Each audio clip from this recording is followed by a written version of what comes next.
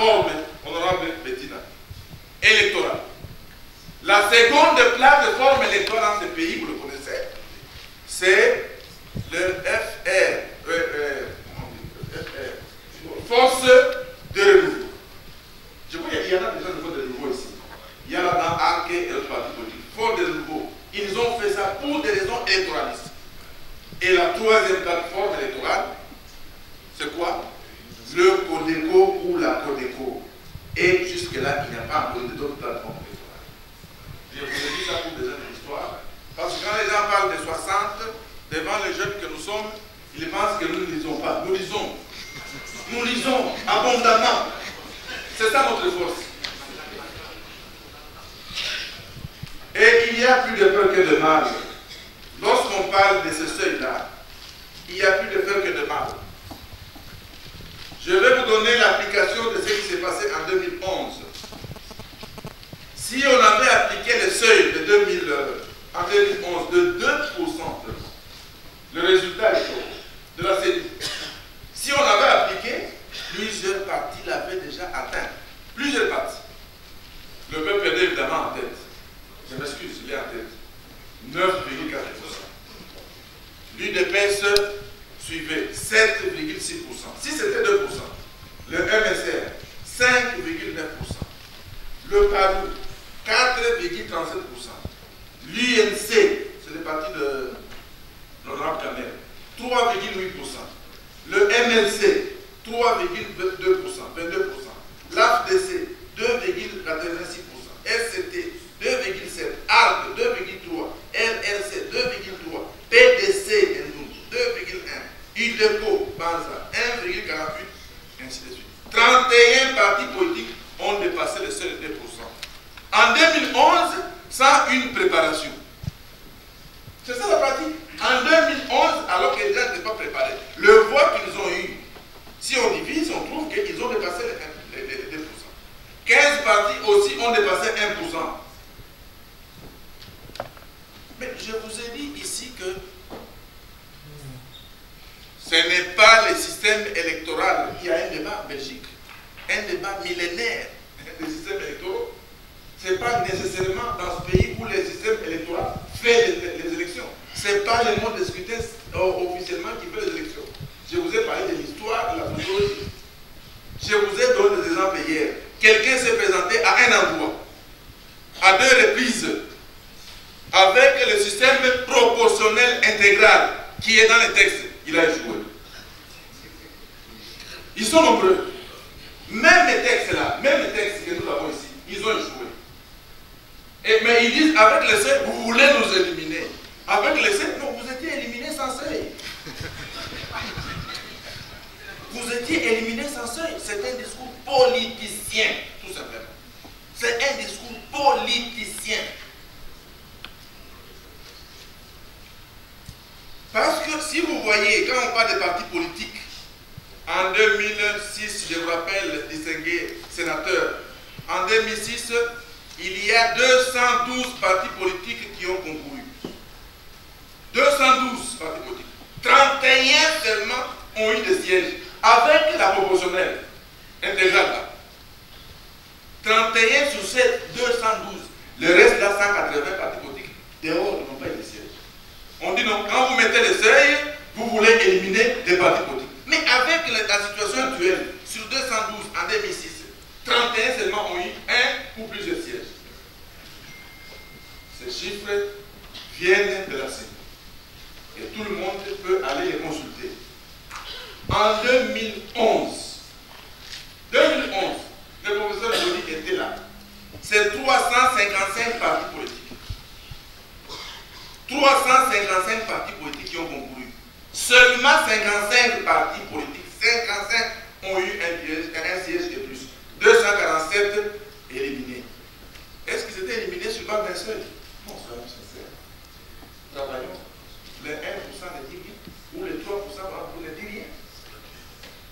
On va éliminer des petits partis politiques, comme je vous ai dit, qui ont eu 20 voix, qui ont eu 40 voix. Alors qu'en 1960 et 65, on demanda déjà à cette époque-là, pour être candidat, votre candidat doit être appuyé par 100 voix, 1000 voix. en 65. Déjà à cette époque-là. Mais alors ces partis-là qui ont eu 24 voix, 50 voix, la CENI est là. Ces partis-là, est-ce qu'ils devaient se présenter? Si on demandait en aval d'avoir, en amont d'avoir 1000 voix, ils n'allaient pas se présenter. Il faut éviter les faux fuyants et surtout très politiser le débat. Il faut être plus ou moins technique parce que l'élimination des partis politiques dans la division des sièges, je vous ai dit, n'est pas seulement le fait du seuil. Je vous ai parlé de toutes les listes là. Fonctionnaire Joliet était vice-président de la CENI. Et il nous a dit ici comment ils attribuaient les sièges. Je vais vous expliquer. Il a dit ici que comment on attribuait les sièges. Mais bon, les sièges étaient dans attribués. Il faut lui demander à l'apartheid comment les sièges étaient attribués. C'est important. Moi, je sais qu'il m'a aidé. Ah, voilà. Il m'a aidé. Peut-être aussi il m'a attribué le siège comme ça. Il n'y a pas eu élection parce que ce n'était pas la loi. C'est ça le pacte républicain. Le 15 décembre, républicain.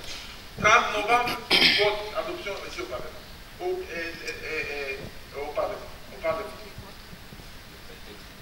Des députés ou sénateurs qui ont demandé le report de l'examen de la loi en mars 2018, ça signifie qu'ils demandent encore le report des élections. En réalité, c'est ça. Ils demandent encore le report des élections. Un honorable que je respecte beaucoup ici, Silouvandi, il a dit qu'il a honte quand il se regarde dans le miroir, qu'il continue à siéger pendant que le mandat a pris fin depuis très longtemps. Si nous demandons qu'on examine cette loi en mars, à la session de mars, ça a une signification. Ça signifie que malicieusement, comme vous le disiez hier, malicieusement, on demande encore un glissement. Et la CENI sera incapable d'organiser les élections à date échue. Car ce report-là aura des incidences. L'examen au mois de mars aura des incidences. Cette loi et les opérations d'enrôlement d'électeurs, il va y découler la loi sur la répétition des sièges. Ça va aller très vite. Je crois que c'est au mois de janvier. Honorable président, honorable sénateur, je le clame ici haut et fort. Haut et fort. Je nous accuse haut et fort. Nous, la classe politique, nous ne devons pas continuer à flouer continuellement le peuple en reportant encore les élections déjà prévues par la CENI en décembre 2018. Nous ne devons pas reporter en bloquant une loi qui est si simple. Si vous trouvez qu'il y a des dispositions prévues par la Chambre des Sœurs et qui énervent les honorables sénateurs, mesdames et messieurs, il faut les enlever en commission. Enlever ces dispositions, discuter. Prenez par exemple, vous allez garder la question de l'équation des sièges. On a dit que ça ne pose pas de problème.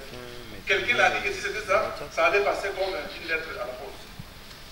Gardez ça. Mais il faut que vous puissiez examiner. Ce n'est pas en retournant à la Chambre des Sœurs pour trouver une solution. Ça, c'est le blocage. La question sur les suppléants de chef coutumier. Adoptez ça parce qu'il n'y en a pas. Adoptez et puis remettez à la CENI la loi. Revoir les taux de caution à la baisse, comme vous l'avez proposé ici. Faites-le. Ou bien garder ce qui est prévu dans la loi. Faites-le. Réexaminer la question de l'enrôlement sur la question de diaspora.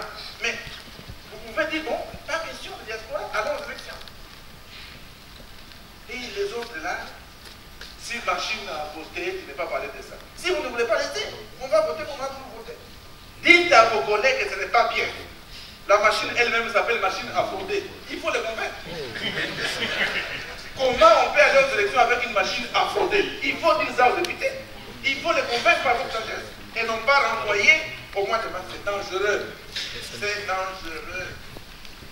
Gardez ce qui est potable, ce qui ne pose pas de problème. C'est pourquoi je dis, je suis conscient qu'on peut l'adopter en déterminant. Si le seuil n'est pas intéressant, discutez avec eux. Vous voulez la base, vous discutez. Vous voulez aller dans la chose, vous discutez. Je prends également à témoin l'opinion nationale. Je prends également l'opinion nationale à témoin. et même l'opinion internationale, la CENI est en train de le suivre. Je vous prends à témoin. Le gouvernement de la République a fait sa part en déposant le projet. Le gouvernement ne sera plus responsable d'un quelconque report des élections. J'ai dit. Ceux qui sont contre. Un texte de loi, un projet de loi électorale. Et a transmis les textes à la Chambre seule. Le président du Sénat nous a invité pour aller présenter le départ de l'Assemblée nationale. L'article 132 de la Constitution dispose que la deuxième chambre statue sur le texte qui lui a été soumis par la première chambre. Mais nous avons constaté qu'au niveau du Sénat, il y a une heureuse partie parlementaire qui demande à ceux qui sont du gouvernement, même s'il a présenté les communautés dans la première chambre, qu'ils viennent encore présenter ça au niveau de la seconde chambre. Vous avez suivi l'exercice depuis hier. Je remercie les honorables sénateurs qui ont posé des questions pertinentes sur des questions qui étaient un peu en discussion, où il y avait des accords. Nous avons également constaté que, comme partout ailleurs, une loi électorale, c'est une loi éminemment politique. Il était normal qu'il y ait des désaccords entre acteurs, parce qu'il y a aussi l'intérêt politique pour chaque camp et pour chaque cadre. Aujourd'hui, nous venons de répondre aux préoccupations soulevées par les sénateurs. Je crois qu'on s'est mis d'accord. Ils doivent donc faire en sorte que, dans quelques jours, la République puisse avoir son texte pour que le chef le promulgue. Parce que si on reporte l'examen de ce texte à la session de mars, ça va encore nous amener à reporter indéfiniment les élections. C'est dangereux. Il faut que le Sénat l'adopte pendant ces 2 jours. Ils vont faire des navettes, il y aura la parité, mais nous voulons que cette loi, qui est importante, soit votée en des termes identiques entre les chambres pour aller aux élections sans suspicion. Et je crois que les explications que nous avons données à la Chambre haute ont touché les sénateurs.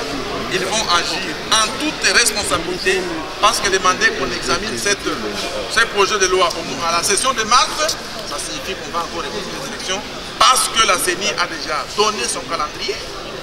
L'accord a dit qu'il faut rationaliser la vie politique et le processus électoral.